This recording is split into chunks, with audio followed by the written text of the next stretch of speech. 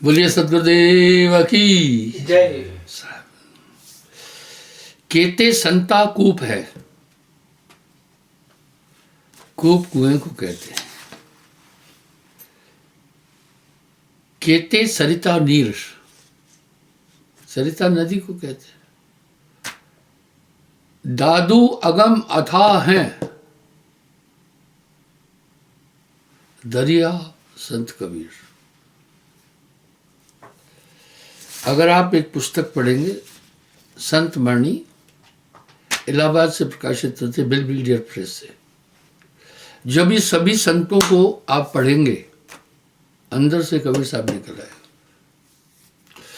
जैसे जितने भी खगोलविद हैं, खगोल शास्त्री है, सबकी थ्योरी कोपरनिकस और न्यूटन के ऊपर,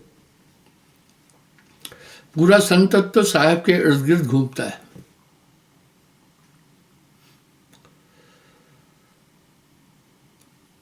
तभी तो दादू दयाल जी ने एक बात कही है, केते संता कूप हैं। केते यानी बहुत से संत कुएं की तरह।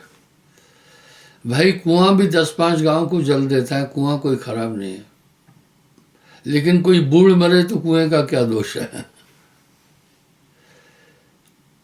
केते सरिता नीर, सरिता कहते हैं नदी को। भाई नदियां तो काफी परमार्थी है, इसलिए हमारे देश में नदियों को बड़ा महात्म है। आप देखें, अकेली गंगा नदी 15 करोड़ लोगों का पोषण करती है।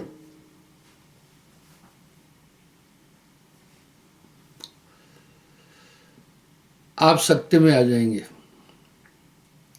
ये बात सुनकर। समुद्र के ऊपर दुनिया के 60 से 70 करोड़ लोग रोटी खाते हैं। भाई बड़े बड़े शिप उसी पर चल रहे हैं। कुछ मछुआरे हैं उसमें, क्रिक्स बने हैं, उस पर लोग इधर उधर जाते हैं। निसंदेह 60-70 करोड़ लोग बहुत हैं। इसी तरह गंगा जी से 15 करोड़ लोगों का पोषण होता है। देश के राष्ट्रपति अब्दुल कलाम जी ने एक बात कही थी। वो कहते थे, जो हमारे पूर्वजों ने तालाब बनाए हैं उनको जिंदा रखो।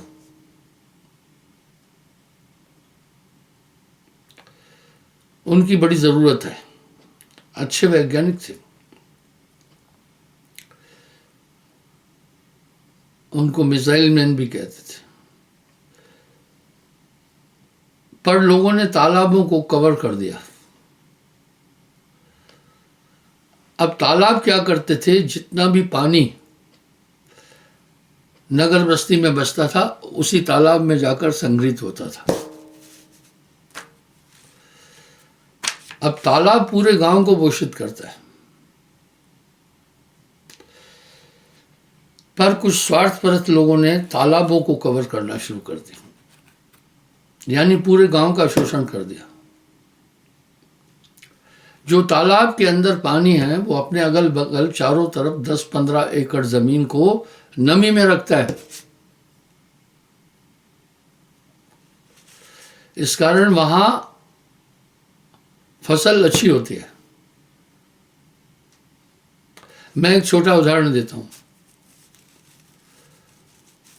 हमने कई ट्यूबवेल लगाई है और कृषि भी करते हैं, साग सब्जी अपनी पैदा करते हैं। तो जिनकी जमीनें हमारी जमीन के साथ हैं, थोड़ी थोड़ी दूर तक 10-10, 15-15 फीट दूरी तक उनकी जमीन में भी नमी पहुंचती है। मैंने देखा हमारी ज़मीनों के 10-20 फीट तक जो ज़मीनें हैं उनमें अच्छी फसल हुई, जबकि हमारा तालाब नहीं है, हमने तो सिंचाई की है सिर्फ वहाँ। तो आप सोच सकते हैं तालाब तो बहुत ज़रूरी चीज़ है गांव के लिए, पर लोगों ने तालाबों का महत्व नहीं समझा। गांव में अगर एक तालाब है, चौतरफा 30-35 एकड़ जमीन को सिंचित करता है। ऐसे कुआं है। अगर आप देखें तो गंगा जी के किनारे पर बड़े बड़े शहर बसे हैं। कानपुर है, प्रयागराज है, आगे और बड़े बड़े शहर हैं। ये सिलसिला बंगाल तक जाता है। कोई नाव से दूसरों को इधर उधर पहुंचाते हैं, कुछ गंगा जी के जल से उसके पूरे क्षेत्र में ज़मीनों में उपज अच्छी होती है, क्योंकि ज़मीन के अंदर से पानी रिस करके दूर दूर तक फैलता है। तो यहाँ दादू दयाल जी एक बात कह रहे हैं, केते संता कूप है, केते सरिता नीर।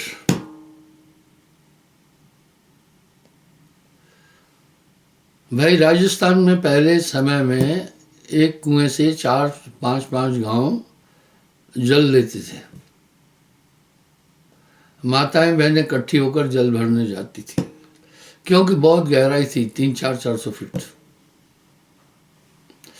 कुएं को हम निरर्थक नहीं कह सकते, पर कुआं एक सीमित दायरे में है।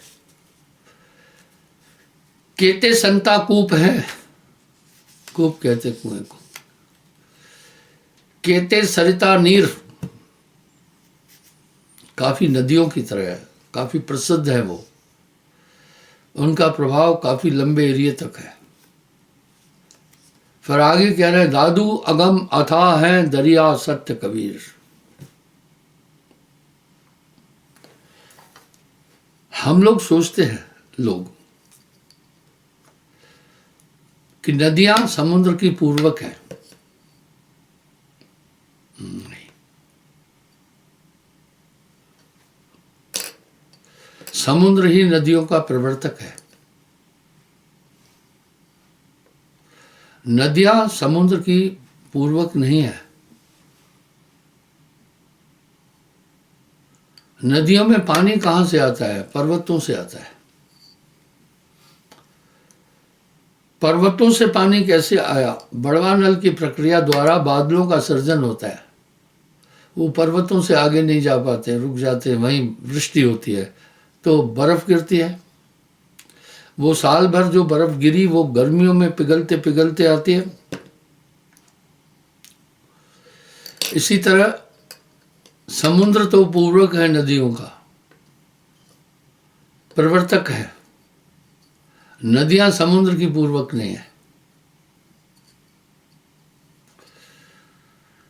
इसी तरह कबीर साहब संत नहीं थे, संतों के प्रवर्तक थे। मैंने आपको बिल्डर प्रेस इलाहाबाद का एक उदाहरण दिया, प्रयागराज का। वहां संत वाणी नाम की पुस्तक है, और भी पुस्तकें हैं। अगर आप उनका अध्ययन करेंगे, ये है संत वाणी। उदाहरण देता हूं, आप समझिएगा।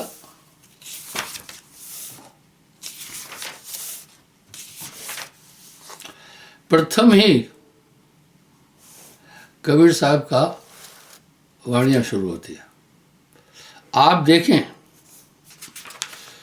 ये प्रश्न नंबर 1 से शुरू हो रही है, आप समझिएगा।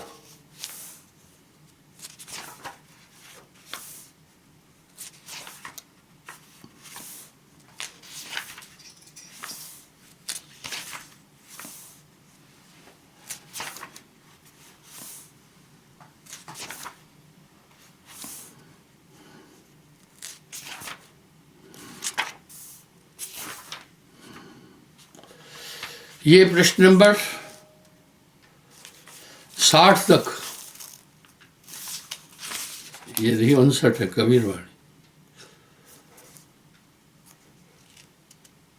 यानी 60 पेज कबीर साहब की वाणी है। मैं सभी संतों को नमन करता हूँ, इसलिए संत समाज की मैं तारीफ करता हूँ और जयकारा पुकारता। रविदास जी महाराज की भी वाणी है, मात्र 2 पेज में। नानक देव जी की वाणी है, मैं इन संतों का अपमान नहीं कर रहा हूँ, मात्र 3 पेजों में। गोस्वामी जी तुलसीदास जी की वाणी है,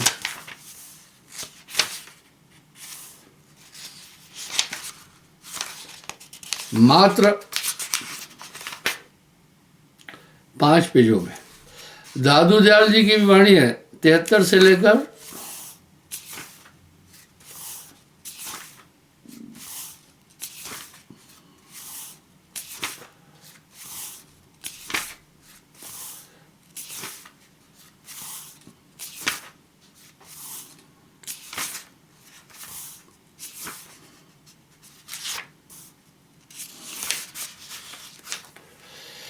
93, 20 पेज में वाणी है।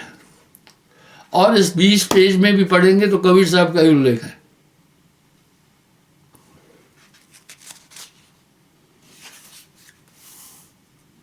मलुकदास जी की वाणी है,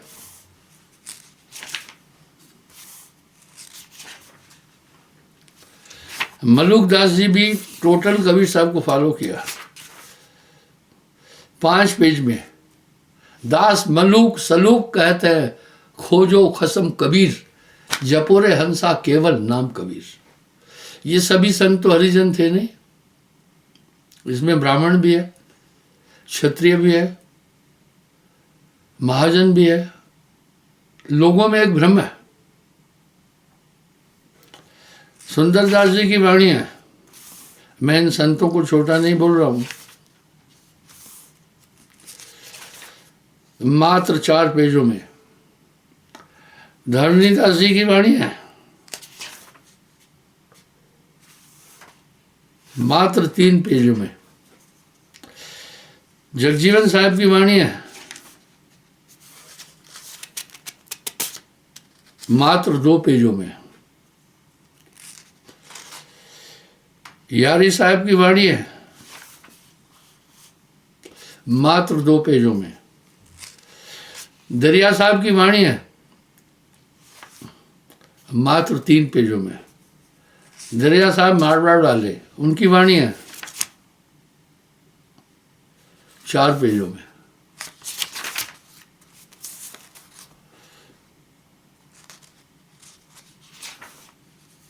दुल्हनदास जी की वाणी है, मात्र 4 पेजों में। केशवदास जी की वाणी है,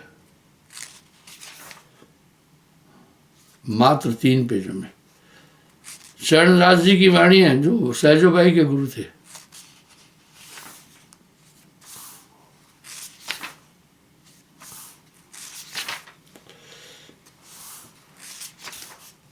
मात्र 8 पेजों में। 8 पेजों में मात्र है। सहजोबाई की वाणी है, मात्र 3-4 पेजों में। इस तरह सहजोबाई की भी वाणी सबकी। मैं इनका अपमान नहीं कर रहा हूं। ग्रंथ साहब के अंदर भी झांकना, बयालीस संतों की वाणी है, गुरुओं के अलावा। किसी के 10-5 श्लोक हैं, दोहे हैं, अकेले कबीर साहब के 800 हैं।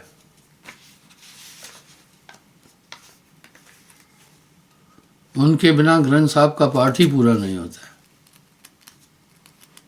ये दुनिया गफलत में है। एडवर्स पब्लिसिटी, राइबर्ट पब्लिसिटी पर मैं बात करता हूं हमेशा। संतों से एक तबके को हमेशा परेशानी रही है।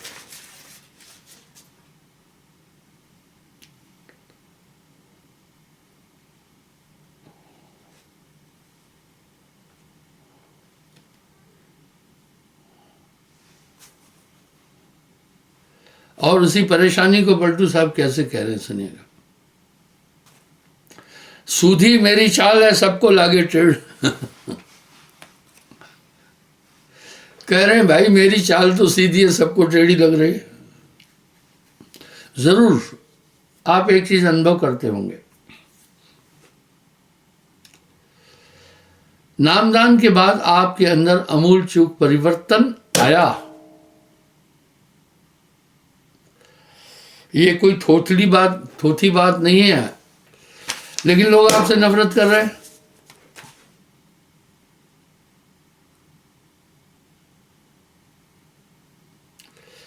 मेरा मानना है अगर आप साहब की शिक्षा को अपना रहे हैं तो लोग आपसे घृणा करेंगे। यही संसार की रीत है। पलटू साहब क्या करें, सीधी मेरी चाल है सबको लागे टेढ़। मैंने एक भक्त का उदाहरण दिया था कई बार। फौजी है, बड़ा जालिम आदमी था, रोज 4-5 आदमी को कूटता था, शराबी शिकारी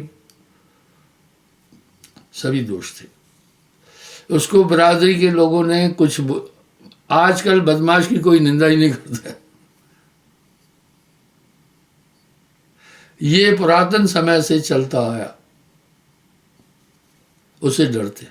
संत सहज है, सरल है, आपकी निंदा करने वाले जानते हैं ये कुछ भी नहीं करेगा।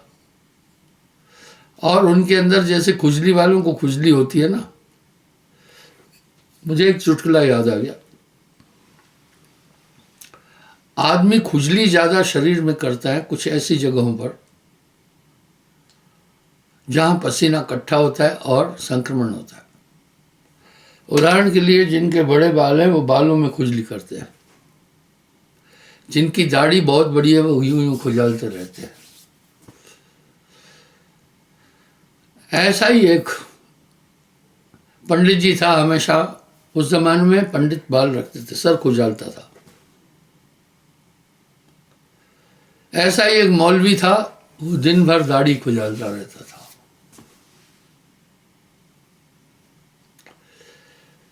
पंडित जी ने कहा, भाई मौलवी साहब दिन भर दाढ़ी खुजालते रहते हो, क्या आदत है तुम्हारी? अजय मौलवी साहब भी क्यों चूकने वाला था। उसने कहा, पंडित जी यार तू दिन भर सर खुजालता रहता है, आदत है तुझे? बोला नहीं मैं तो नहीं खुजालता। मौलवी ने भी नहले पर दैला फेंका, बोला मैं कौन सी दाढ़ी खुजालता हूं। बोला मुकाबला हो जाए आज। एक दूसरे के सामने बैठ गए, बोला देखते हैं कौन दाढ़ी खुजालता है कौन सर खुजालता है। अभी मुकाबला तो खराब चीज होती है, मुकाबले में प्रतिस्पर्धा आ जाती है, प्रतिस्पर्धा ही तो मुकाबला है, हिंसा भी आती है। दोनों एक दूसरे को देख रहे। इतने में पंडित जी से नहीं रहा जा रहा था, खुजली बहुत हो रही थी सर में। उसने एक युक्ति बनाई, अब दोनों को, और मौलवी से भी नहीं रहा जा रहा था, पर अब यहाँ प्रतिस्पर्धा थी, कंपटीशन था, दोनों में अहंकार था, एक दूसरे को हराना चाह रहे थे।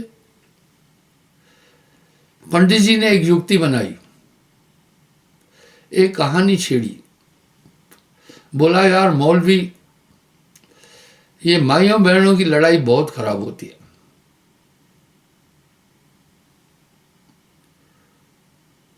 ये जब लड़ती है एक दूसरे का झुंडा पकड़ती है और यूं खींचती है। इस तरह बहाने उसने यूं यूं करके सर खुजाल लिया। मौलवी समझ गया, कहानी बताकर इसने मुझे उल्लू बनाकर सर तो खुजाल लिया। मौलवी ने भी कहा यार एक बात है, दो मौलवियों की लड़ाई हुई, वो उसकी दाढ़ी पकड़े खींचे, वो उसकी खींचे। इसी कहानी के आधार पर मौलवी ने भी अपने यहाँ खुजली कर ली। पंडित ने कहा देख देख, अरे भाई तूने बहाने से दाढ़ी खुजाल ली। मौलवी ने कहा पंडित जी चुप रह, तूने भी दो औरतों की लड़ाई का बहाना बना करके बाल खुजाल लिए। बोला हाँ भाई, हम दोनों एक दूसरे के इसके बिना रह नहीं सकते। कहने का मतलब है कुछ लोग होते हैं वो परनिंदा ही करते रहते हैं, उसको बाकी कुछ सूझता नहीं है, उनको कोई मिलता नहीं, आप भी मिलते हैं। अजी क्या हुआ, वो आदमी को एक दिन गांव वालों ने छेक दिया, बराए दिया। मेरे पास आया, बोला साहब जी गांव के लोगों ने मुझे बराया दिया। यानी पहले ज़माने में किसको बराते थे, हत्या कर ले, गो हत्या कर ले, गोत्र हत्या कर ले, कोई ऐसा गंदा काम करे, पर स्त्री गमन करे या स्त्री पर पुरुषगामी हो जाए, उसको बराया देते थे। बराया दिया यानी उसको छेक देते थे। उसको किसी आयोजन में, किसी ब्याह शादी में, किसी पंगत में बुलाते नहीं थे। तो उस भक्त ने कहा गुरुजी मुझे गांव के लोगों ने बराया दिया। मैं बोला बात सुनो, तूने ऐसा क्या किया? बोला ऐसा कुछ भी नहीं किया, मैं आपको सावधान कर रहा हूँ। आपको भक्ति से हटाने के लिए लोग इतना जोर लगाएंगे कि पूछो मत। आपको कहीं कहेंगे इन्होंने देवते छोड़ दिए, आपको कहेंगे इन्होंने धर्म बदल दिया, आपको कहेंगे ये चूड़े हो गए। अब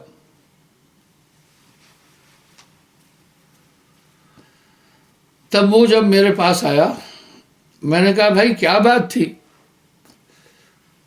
गांव वालों ने तुम्हें क्यों बराया दिया? बोला गुरुजी मेरी भाभी को होता था सर दर्द। स्वाभाविक है, सर दर्द काफी को होता है, पेट खराब है तो सर दर्द होगा ही होगा। वो एक आता है टीवी पर, पेट सफा हर रोग दफा। तो सियाणों ने कहा इसकी सास आ गई है, यानी मेरी माँ इसमें आ गई है, आपको बड़े आइडिया से परेशान किया जाएगा। यही तो पलटू साहब कह रहे हैं, सोधी मेरी चाल है सबको लागे टेढ़। ये बात जो मैं बोल रहा हूं ये सबके लिए लगती है। आप जगत भगत में बैर हैं, आपको सिर्फ एक बहुत बड़ी लॉबी आपका विरोध करेगी, आपके पीछे पड़ जाएगी। बड़े बड़े सियाने चेले भी आपके पीछे पड़ जाएंगे, क्योंकि आप भूत प्रेत नहीं मान रहे। बड़े बड़े पंथ आपके पीछे पड़ जाएंगे, क्योंकि वो देख रहे हैं उन पंथों से भी लोग ज्वाइन कर रहे हैं साहेबंदी की। इसलिए जगत भगत में बैर हैं चारों युग पर मान। बोला गुरुजी अब वो मेरी भाभी जो थी, कहा इसके अंदर हत्या आ गई है, सास तो आपकी माँ। मेरे भक्त ने कहा भाई सुनो, सास बहू की तो वैसे भी खींचोखांची है ही है। सास कहती है बेटा मेरा अधिकार की लड़ाई है, और बहू कहती है खसम मेरा। बीच में वो बेचारा दोनों के खींचोखांची में परेशान होता। अब सियाने चेलों ने क्या किया, षड्यंत्र रचा। आज इतने पूरा समाज ही तामस भक्ति में है। सरगुण भक्ति के भी हम खिलाफ नहीं है, निर्गुण के भी खिलाफ नहीं है। एक वो दर्जा है, बच्चों को प्लेवे में जैसे भेजते हैं। अजी वो सियाने ने क्या दाव लगाया, ओझा ने, तांत्रिक ने कहा चारों भाई बैठेंगे तब ढोल कूटेंगे, हत्या तब आएगी, मानेगी। जब तक चारों नहीं बैठेंगे वो नहीं आएगी, काम नहीं बनेगा, इसको मुक्ति नहीं मिलेगी हत्या से। वो जानते थे एक जो है ये नहीं मानेगा। और उस एक भक्त ने कम से कम गांव के 40-50 आदमियों को मुझसे जोड़ दिया। इसलिए सियाणे चेले कर्मकांडी सब बौखला गए। इनका एरिया है, बस इसी तरह भ्रमित करके धन लेना है। अरे एरिया कुत्तों का भी है। अगर कुत्तों के उनका ग्रुप है, दूसरा कुत्ता आ जाए तो सब टूट पड़ते। एरिया शेरों का भी है, वहां उनकी संगठन है, अगर दूसरा शेर आए तो सब टूट पड़ते हैं उस पर। एरिया पक्षियों का भी है।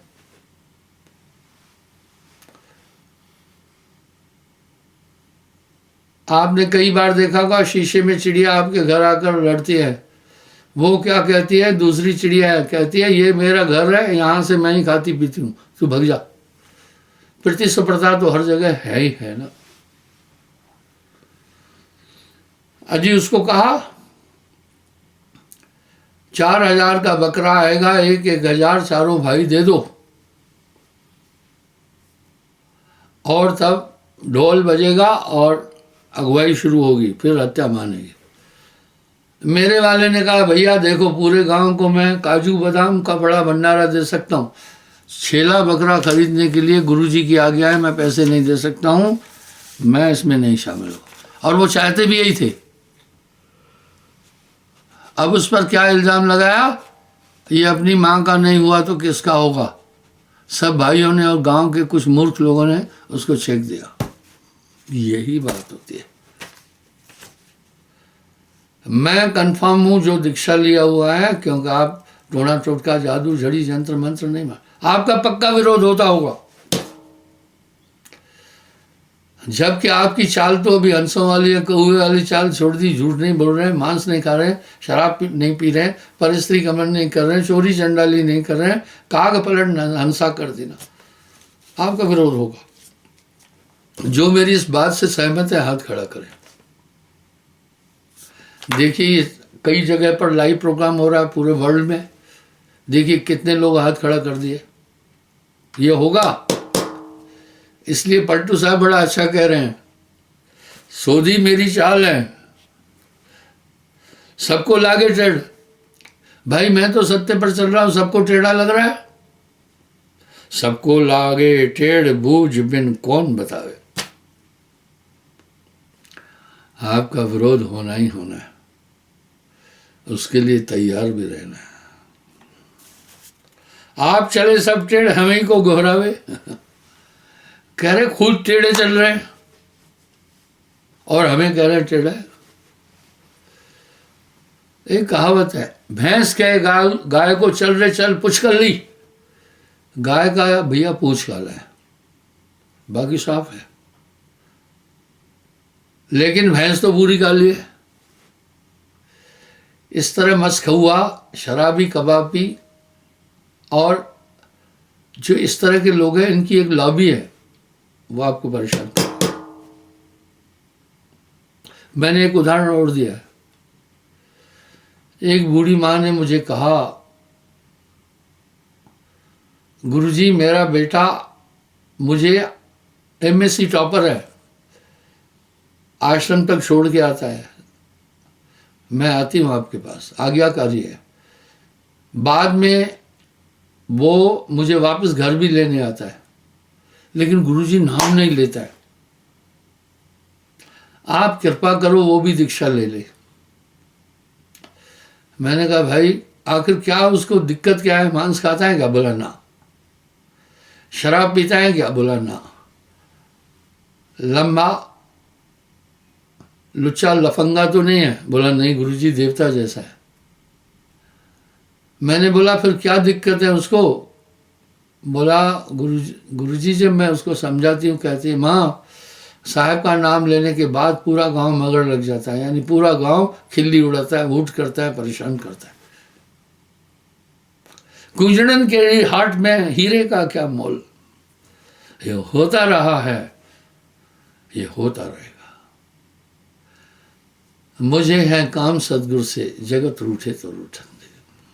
अब पलटू साहब कह रहे हैं मेरी चाल तो अच्छी है, न मैं झूठ बोल रहा हूँ, न गलत काम कर रहा हूँ, न पाप कर रहा हूँ, न आड़े टेढ़े काम कर रहा हूँ, पर दुनिया को वो सब टेढ़ी।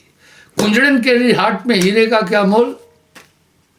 कुंजड़ा कहते साग सब्जी को बेचने वाला, उसको पैदा करने वाला कुंजड़ा। वहाँ हीरे का मोल नहीं है। आप चले सब टेढ़, हमें को गौरावे। बोला खुद ही गलत चल रहे हैं और हमारे को परेशान कर रहे हैं। हम रहते इन्हें कर्म, कर्म की आशा छोड़े। खेड़ कहते झगड़े को। ये सब बातें आपको दिल से लगती होगी, इसलिए सभी संतों ने ये कहा, क्योंकि संतत्व की धारा 3 लोक से परे की बात कर रही है।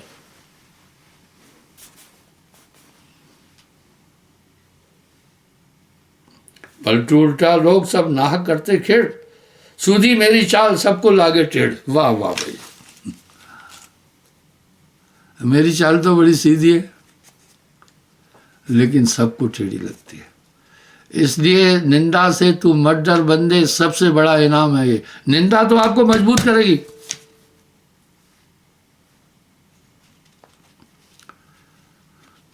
ऐसे ही साहब नहीं कह रहे हैं निंदक जी ये जुगन जुग काम हमारा होए, काम हमारा होए बिना कोड़ी को चाकर, कमर बांध कर फिरे करे तय लोग जाकर। अब इसमें एक साहब कह रहे हैं मेरा प्रभु मुझको भजे मैं सोऊं पाऊं पसार।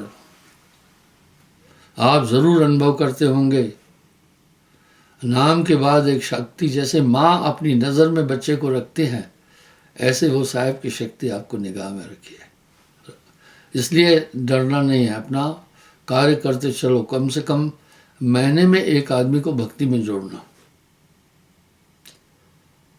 ये करोड़ों गऊ को दान करने से भी बड़ी बात है। एक जीव को भक्ति दिलाए सो तो कोटि गऊ को फल पाए। क्षमा चाहता हूं, समय हो रहा है। कल मैं पुनः हाजिर हो जाऊंगा।